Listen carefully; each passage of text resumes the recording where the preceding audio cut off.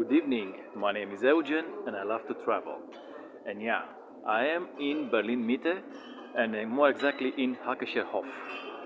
So it's like a series of tunnels and courtyards connected by passages in the central area of Berlin and more exactly near the Hackescher Market station. So yeah, for example, this stuff over here. So this stuff over here is like dating from the beginning of the 20th century. So it was owned in the interwar years by a guy called Jacob Michael. And he was a Jewish magnate and he was doing stock exchange, real estate, this kind of speculation stuff. And during the 1930s, actually, the Nazis confiscated the whole of the complex. And he was forced to flee to Liechtenstein, first of all, and then to the United States. He rebought the property, like all you see, all this thing here. He rebought it in 1940 through a proxy to a guy that was working for him, but the Nazis actually found out and confiscated the property again. And it remained like this until the end of the war. And in the DDR times, basically here in this part, there was a Trabant factory.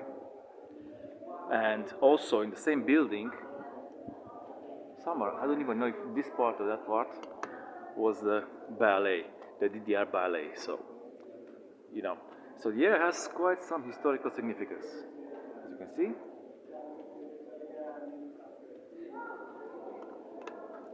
And yeah, after 1990, it was rebought by a group of investors, which were, let's say, they had to do with the following, the people who followed up to Jacob Michael, his relatives maybe, and they rebought the place and restored it to what you see it is today. And yeah, the style of architecture, if you're wondering, is called eclectic. I didn't know as well. But it's a nice little place here. It's a nice little interior courtyard. It's pretty good, pretty nice. So yeah, the wall behind me, just above the restaurants, is called Hackescher Market. And it's an S-Bahn station. Yeah, it's an S-Bahn station and it comes from the name of the count called Hans Christoph von Hacke. So it's his market. And King Wilhelm II, if I'm not mistaken, ordered him to build this thing behind me. And the whole structure was part of the old Berlin Wall, the medieval wall, in 1750 when this was built. Yeah.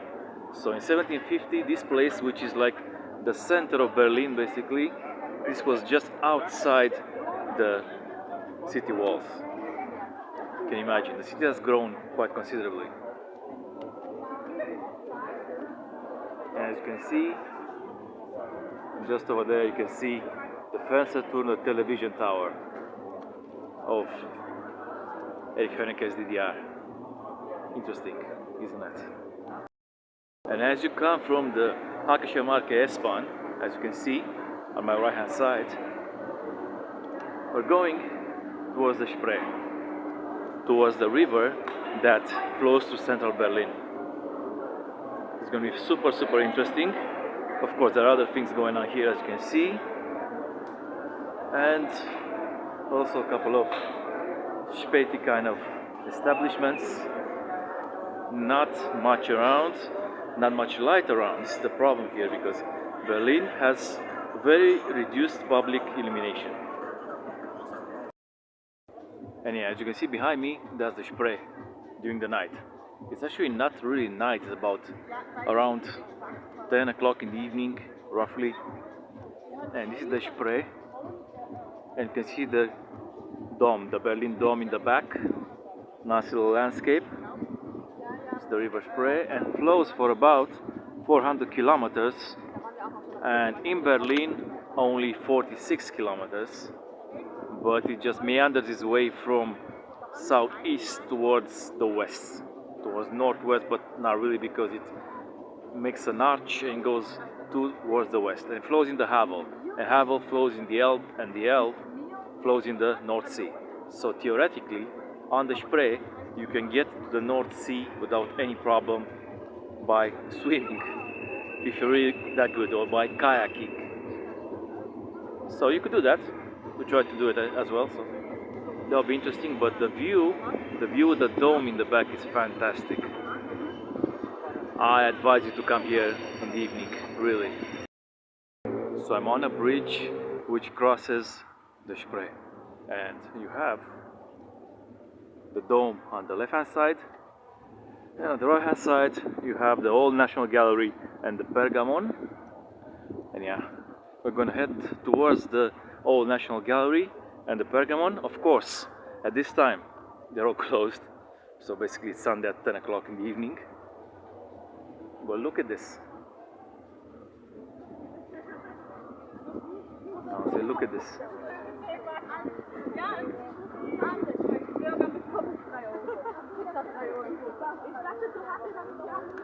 Fantastic, isn't it? Yeah, so the building you see behind me is actually the Old National Gallery. Yeah, and this building was built in 1876, and it's commemorating, first of all, it's commemorating the victory of the Germans against the French in 1971.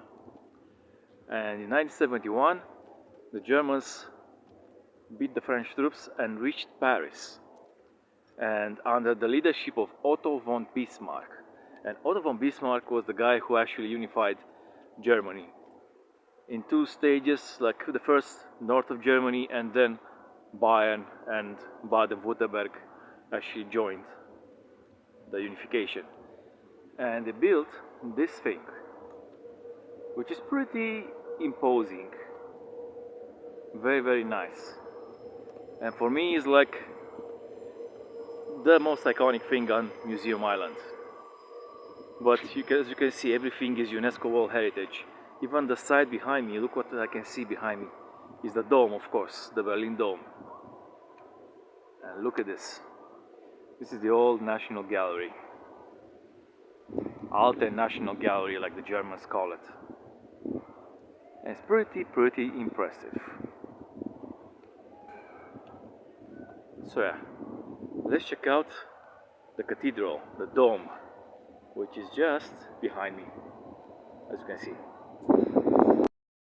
So I'm in front of the Berliner Dome. The Berliner Dome is actually the second largest church in Germany. And it's this one, yeah? This thing was the only thing standing in Second World War out of this whole neighborhood. So even the Berliner Dome had the cupola, you know, like the dome itself of the dome has been destroyed, and it was rebuilt after the war, but it was, let's say, less majestic than it really was. And if I can look from here, you can actually see that it's very, very majestic, none the least. So I could only imagine how big it was before. And yeah, it's a Protestant church, so the Berlin Dome is a Protestant church, and it is the biggest Protestant church in Germany, and it's second after the Köln Dome, but the Köln Dome is a Catholic church, if I'm not mistaken. And I think I'm not mistaken. I'm pretty sure about it. Yeah. It's pretty interesting building, this one. Pretty big. It's bigger than you can imagine. And yeah, with this height and volume, offers like one of the most perfect scenic sights of Berlin. And it's really good in lighting, so it's really well lighted, and it's not really dodgy because the area around it looks like, let's say, open grass parks and all that stuff, and you could say, okay, this is not safe, but honestly, it's really safe. It's really safe. Look how big it is.